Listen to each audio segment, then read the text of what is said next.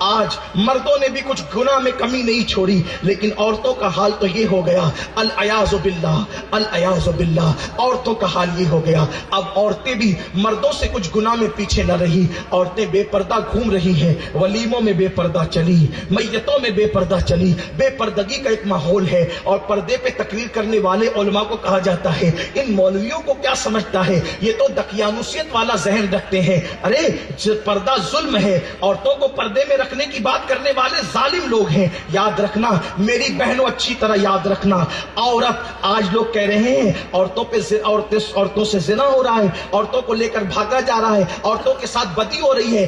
آپ نے کبھی سنا تھا جب تک کہ عورتیں پردے میں تھی کہ عورت کے ساتھ کسی نے زنا کیا ہو؟ عورتیں جب تک پردوں کی پابند تھی اسے لے کر کے کوئی بھاگا ہو؟ یہ جتنی بدی بڑھ رہی ہے ہمارے پیارے بھارت ہندوستان کے اندر، معاذ اللہ جو ہے گینگ ریپ کی وارداتیں ہر دن ہو رہی ہے، 7 سال کی بچیوں کے ساتھ گینگ ریپ ہو رہا ہے۔ وجہ یہ ہے عورتیں پردے سے باہر نکل گئی۔ جب تک عورت پردے کے اندر رہتی ہے، جب تک عورت پردے کی پابند رہتی ہے، اس کی عزت کی حفاظت اللہ کے ذمہ کرم پر ہوتی ہے۔ اور جب عورت پردے سے باہر ہو جاتی ہے، 17 شیطان اس کے ساتھ جاتے ہیں اور مردوں کو کہتے ہیں، لو دیکھو اس کی طرف مبتلا ہو جاؤ، لو دیکھو اس کے فتنے میں مبتلا ہو جاؤ۔ اللہ اکبر، میرے پیارے آقا صلی اللہ علیہ وسلم کے پیارے دیوانوں، آج عورتیں کہاں جا رہی ہے؟ پارکوں میں جا رہی ہے۔ آج عورتیں کہاں جا رہی ہے؟ بازاروں میں جا رہی ہے۔ آج عورتیں کہاں جا رہی ہے؟ فلموں میں جا رہی ہے۔ آج عورتیں کہاں جا رہی ہے؟ ولیمے کی دعوت میں جا رہی ہے، اور بے پردہ جا رہی ہے، بن سنور کر جا رہی ہے۔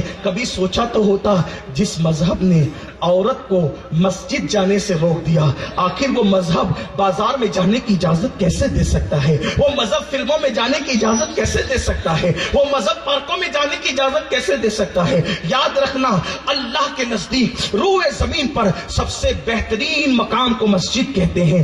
مسجد سے افضل جگہ روئے زمین پر کوئی نہیں ہے۔ میرے بھائیوں بتاؤ، جب عورت کو مسجد میں لے جانے کی اجازت نہیں ہے تو عورت کو پارک میں بنا سما کر لے جانے کی اجازت کیسے ہو سکتی ہے؟ اور جانتے ہو یہ جو تم کر رہے ہو نا، اپنی عورتوں کو بے پردہ لے کر کے گھوم رہے ہو، اپنے دوستوں کے ساتھ بے پردہ لے کے سفر کر رہے ہو، اپنے دوستوں کے ساتھ بے پردہ لے جا کر کے پارٹیاں کر رہے ہو، اس سے ہوگا کیا؟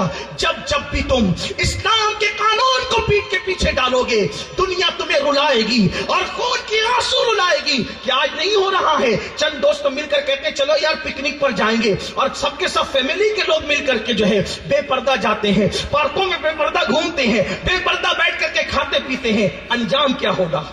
انجام کیا ہوگا؟ سنو، ابھی ماضی قریب کی بات ہے، اخبارات میں آیا تھا یہ کہ 2 فیملی ایک دوسرے کے ساتھ پکنک کے لیے سفر کے لیے نکلے، دونوں دوست تھے۔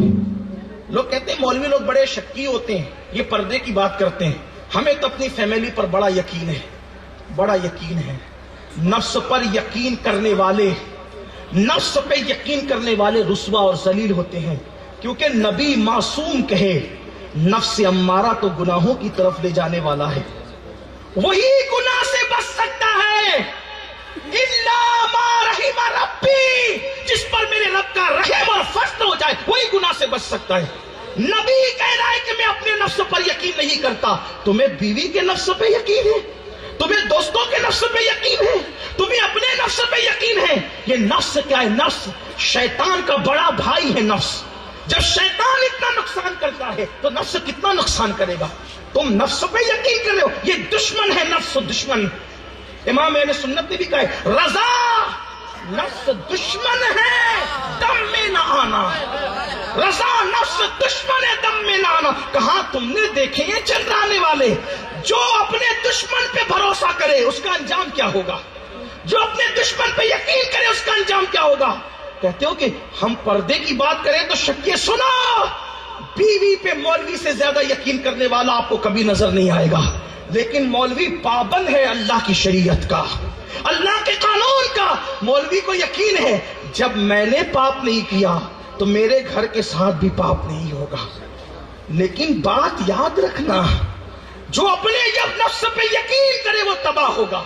تو 2 فیملی نکلی، دوست تھے دونوں، ٹرین کا سفر ہوا، گھر سے نکلے اسٹیشن تک برقع پہن کر فیملی آئی، اور ٹرین میں آنے کے بعد اتار دیا، کیونکہ برقع پہنا جاتا ہے سماج کے ڈر سے، اللہ کے ڈر سے نہیں پہنا جاتا، ورنہ جو برقع اللہ کے ڈر سے پہنا جائے تو پھر وہ کہیں اتارا نہیں جاتا۔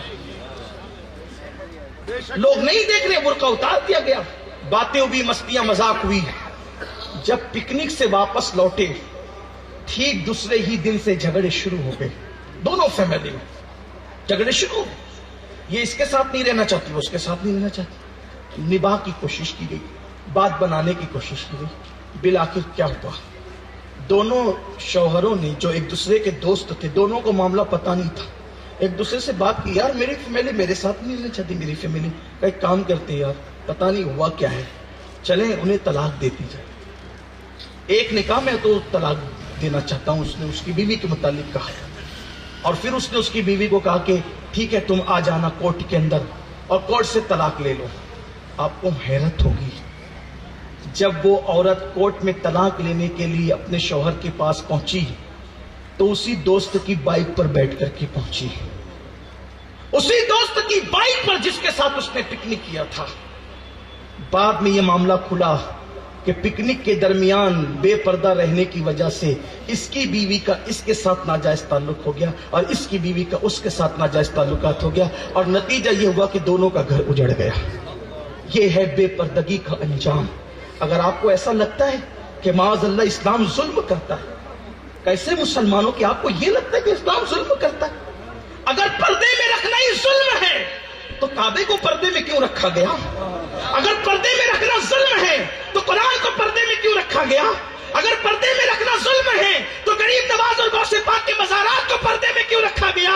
اور اگر پردے میں رکھنا یا رہنا ظلم ہے تو ساری مخلوق کو بے پردہ کر کے خالق نے خود پردے میں رہنا کیوں پسند فرمایا؟ جیسا اس کی شان ہے۔ پردہ ظلم نہیں ہے، پردہ عظمت کی نشانی ہے۔ پردہ ظلم نہیں ہے، پردہ عزت کی نشانی ہے۔ جس کتاب کو ساری کتابوں میں عزت والی کتاب سمجھی گئی، اس کتاب کو جزدان میں لپیٹ کر کے پردے میں رکھ دیا گیا۔ جس مسجد کو عزت والی سب سے زیادہ مسجد سمجھی گئی، ساری مسجدیں بے پردہ رہی، سب سے افضل مسجد کو غلاف ڈال کر کے پردے میں کر دیا گیا۔ ساری قبروں کو بے پردہ رکھا گیا، جن قبروں کو اللہ والی قبر سمجھا گیا ان قبروں پہ غلاف ڈال کر ان کو پردے میں کر دیا گیا۔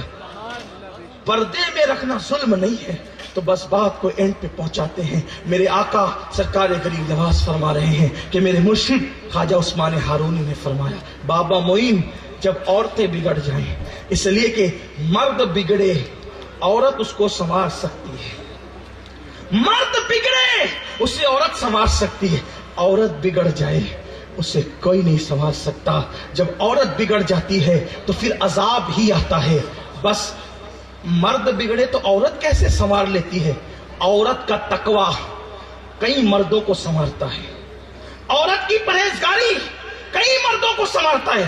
بلکہ دیکھ لو اور اچھی طرح دیکھ لو، کئی عورتیں ایسی گزری ہے جن کی وجہ سے کئی لوگ اللہ کے ولی بن گئے۔ بات کو اینڈ کر رہا تھا لیکن اختتام پر یہ بات پہنچاتے ہوئے عرض کروں، کہا جاتا ہے ایک نوجوان ایک جوان عمر ہے 17-18 سال، ایک لڑکی سے اس کی نظر چار ہو گئی۔ دیکھنا ایک لڑکی کا تقویٰ، اگر عورت سدھری ہوئی ہو معاشرے میں، عورت کا بڑا نظام ہے۔ مرد پڑھتا ہے تو اتنا فائدہ نہیں ہوتا، کہ مردوں کو بھی پڑھنے کا حکم ہے۔ مرد نے پڑھا، فرد نے پڑھا، عورت نے پڑھا، پورے معاشرے نے پڑھا۔ مرد نمازی بنا تنہا بنے گا، عورت نمازی بنے گی پورا گھر نمازی بنے گا، کیونکہ ماں جس گھر میں نمازی ہوگی اس گھر کی ہر اولاد نمازی ہوگی۔ جس گھر کی ماں دیندار ہوگی وہ پورا گھر دیندار ہوگا، جس گھر کی ماں پرہیزگار ہوگی پورا گھر پرہیزگار ہوگا، کیونکہ باپ تو کمانے جاتا ہے، ماں کا اثر اولاد کے کردار پہ پڑتا ہے۔ میں تو پوری کائنات کو یہ بات بتانا چاہتا ہوں، لوگ حیران ہیں کہ 3 دن کے بھوکے پیاسے حسین نے آخر وقت کی حکومت کی آنکھوں میں آنکھیں ڈال کر کے کیسے لوہے کے چنے چبوا کر کے باطل کے چہرے سے نقاب الٹ دیا تھا۔ میں کہتا ہوں واللہ حسین پاک کا یہ اپنا کردار ضرور ہے، لیکن کربلا میں ایک حسین نظر نہیں آتا۔ حسین بھی حسین نظر آتے ہیں، عباس بھی حسین نظر آتے ہیں، علی اصغر بھی حسین نظر آتے ہیں، امام قاسم بھی حسین نظر آتے ہیں۔ آتے ہیں، علی اکبر بھی حسین نظر آتے ہیں، اور واللہ اگر کردار کے اعتبار سے دیکھوں تو زینب بھی حسین نظر آتی ہے، شہربانو بھی حسین نظر آتی ہے، حضرت سکینہ بھی حسین نظر آتی ہے۔ آخر یہ کیا چیز تھی؟ کربلا میں سبھی حسین،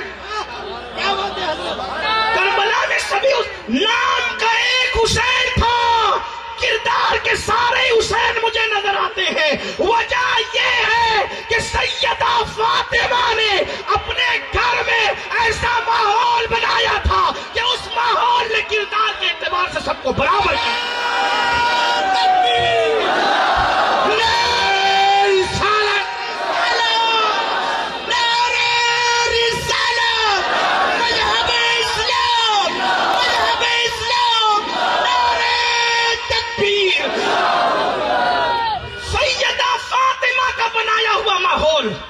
گھر میں رہا، بہویں آئی تو اسی ماحول میں ڈھل گئی، بیٹیاں بڑی ہوئی تو اسی ماحول میں ڈھل گئی، پوتیاں بڑی ہوئی تو اسی ماحول میں ڈھل گئی، نواسیاں بڑی ہوئی تو اسی ماحول میں ڈھل گئی، پوتے بڑے ہوئے، انہوں نے سیدہ کو نہیں دیکھا لیکن ماحول جو سیدہ نے گھر کا بنایا تھا سب کے سب اسی ماحول میں ڈھل گئے۔ بلکہ اللہ اکبر، اگر کوئی مسئلہ ہو جائے تو ہمارے گھر کی عورتیں کہتی تھوڑا سا بیک فٹ پر آ جاؤ، چھوڑو یہ سب جھنجھٹ، جان بچ جائے گی۔ لیکن چیلنج کر کے کہتا ہوں، شہربانو نے کہا تھا حسین بیک فٹ پر آ جاؤ، جناب لیلا نے کہا تھا پیچھے ہو جاؤ، سیدہ زینب نے کہا تھا پیچھے ہو جاؤ۔ جو عزم حسین کا خیمے کے باہر تھا وہی عزم خواتین کا خیمے کے اندر تھا، اور خواتین کہہ رہی تھی علی اصغر لٹا دینا مگر سر مت جھکانا، ہاتھ نہ دینا، قاسم لٹا دینا، علی اکبر لٹا دینا، ہاتھ نہیں دینا، سر جھکانا نہیں، کٹا دینا، کٹا دینا۔ کیوں؟ سیدہ فاطمہ کا بنایا ہوا ماحول تھا۔ ماں اگر ایک ایسی ہو جائے تو یوں گھر کا ماحول بنتا ہے۔ جس گھر میں مائیں سیریل دیکھے، جس گھر کی مائیں فلمیں دیکھے، جس گھر کی مائیں زنا کے مناظر دیکھے، جس گھر کی مائیں ہیرو ہیروئن کو ناچتا ہوا دیکھے، اس گھر میں ولی پیدا ہوں گے، اس گھر میں کتب اور ابدال جنم لیں گے؟ ہرگز نہیں۔ اگر گھر سنوارنا ہے، عورت گھر کی ملکہ ہوتی ہے، ملکہ سنور جائے گی پوری سلطنت سنور جائے گی۔ اسی لیے اسلام عورت پر بہت توجہ دیتا ہے، اسلام عورت کو بہت تعلیم دیتا ہے۔ تو عرض کر رہا تھا کہ عورت کا تقوی کسی کسی کو ولی بنا دیتا ہے۔ کیسے بناتا ہے؟ دیکھو، بات کوئی سمیٹتے ہوئے عرض کر رہا ہوں۔ سردی کا موسم بھی ہے، دیر کافی ہوئی ہے اور بہت لمبی چوڑی گفتگو بھی ہو گئی، مجھ سے پہلے بھی کئی تقریریں آپ نے سنی ہے، لیکن دل کا درد ہے، رکھنا چاہتا ہوں۔ میں اپنے علماء سے معذرت چاہتا ہوں، یہ نہ سمجھے کہ میں لمبی کر رہا ہوں، بلکہ میں یہ سوچتا ہوں، میں ہر تقریر کو اپنی زندگی کی آخری تقریر سوچ کر کرتا ہوں کہ پتہ نہیں اس کے بعد اپنے دل کا درد رکھنے کا قوم کو موقع ملے یا نہ ملے قوم کے دروازے پر۔ اسی لیے بول کر گزر جانا ہے، بچا کر رکھنا کیا ہے؟ اس لیے کہ نہ تقریر اپنا ہنر ہے نہ اپنا پیشہ ہے۔ ہنر بچا کے رکھے جاتے ہیں اور فن بچا کے رکھے جاتے ہیں۔ فقر تو دکھانے کی چیز ہے، غلامی تو چرچے کرنے کی چیز ہے، اور اپنے پاس غلامی کے سوا ہے کیا؟ ہمارے پاس تو غلامی اور کچھ نہیں ہے۔ تو ایک جوان 17-18 سال کا جوان 17-18 سال کا جوان، ایک لڑکی سے نگاہیں چار ہو گئی، جیسے مزاج ہوتا ہے، چار نگاہیں بھی فوراً فکرہ کس دیا، میں تو تمہیں سے پیار کرنے لگا ہوں، محبت کرنے لگا ہوں، تمہیں چاہنے لگا ہوں، بہت چاہتا ہوں تمہیں، تمہارے لیے یہ کر دوں گا وہ کر دوں گا، ملو گی ایک بار؟ لڑکی نے کہا ٹھیک ہے، ابھی چھوڑ رات ملیں گے، ابھی چھوڑ رات ملیں گے، رات کو میرے گھر آنا، رات کو ملیں گے۔ جیسے ہی اس وقت تو دامن چھڑا لیا، لڑکی چلی گئی۔ بڑی نیک تھی، پارسا تھی، اس نے نہ آنا تھا نہ وہ آئی۔ یہ جوان جس کو لڑکی نے بلایا تھا رات بھر اس کے دروازے کے سامنے کھڑا رہا انتظار میں، اب آئے گی اب آئے گی، وہ نہیں آئی۔ جب وہ نہیں آئی، بغداد کی زمین تھی، اذان کی آواز بلند ہوئی۔ جب اذان کی آواز بلند ہوئی، اس جوان نے سوچا ارے میں تو مغرب کے بعد آیا تھا، عشاء کا وقت اتنی جلدی ہو گیا، دروازے پہ کھڑے کھڑے اتنی جلدی عشاء کا وقت ہو گیا۔ لیکن جب میناروں سے حی علی الفلاح کے بعد الصلاۃ خیر من النوم کی صدا گونجی، تو اس جوان کی غلط فہمی مزید دور ہو گئی. میں تو عشاء کا وقت اتنی جلدی آ گیا سمجھ رہا تھا. عشاء کا وقت نہیں، یہ تو فجر کا وقت آ گیا. ارے شام سے صبح ہو گئی اور وہ آئی نہیں. دل نے پکار کے کہا وہ تیری طرح بے خوف نہ تھی، وہ تو اللہ سے ڈرنے والی تھی. وہ دامن بچانے کے لیے جھوٹا وعدہ کر گئی. اسے نہ آنا تھا نہ وہ آئی، لیکن دل نے کچوکے دیے. ایک عورت کی پاک دامنی کی برکت نے اس جوان کے دل میں کچوکے دیے اور اس جوان کے دل کی بانچیں کھلی اور وہ کلی آخر پھول بن کر گرے، شگفتہ پھول بن کر. اس کے دل پر جب چوٹ لگی تو اس کے ضمیر نے کہا نادان، شام سے لے کے صبح تک ایک لڑکی کی محبت میں کھڑا رہا. سردی کی تو نے کوئی پرواہ نہیں کی، موسم کی تو نے کوئی پرواہ نہیں کی.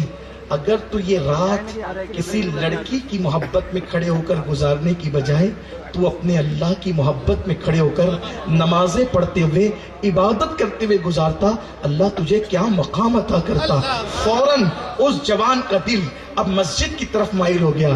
ایک خاص بات ہے، جب دلوں پہ چوٹ لگتی ہے تو محبوب حقیقی ہی یاد آتا ہے. جب انسان ہر جگہ سے ٹھکرایا جاتا ہے تو کریم کے در پر ہی صدا لگاتا ہے. اس جوان نے مسجد کی طرف رخ کیا. اور ایک بات آپ کو بتاؤں، یہ میرے اللہ کی شان ہے، جب سب طرف سے ٹھکرائے جا کر انسان اللہ کی طرف آتا ہے تو اللہ یہ نہیں کہتا تجھے سب نے ٹھکرا دیا میں کیوں پناہ دوں. ایسا نہیں، بلکہ وہ تو ہر رات کہتا ہے میرے بندے رات کو گناہ کیا، آج صبح سے پہلے توبہ کر تاکہ میں تجھے معاف کر دوں. میرے بندے دن کو توبہ کیا، آج غروب سے پہلے توبہ کر تاکہ میں تجھے معاف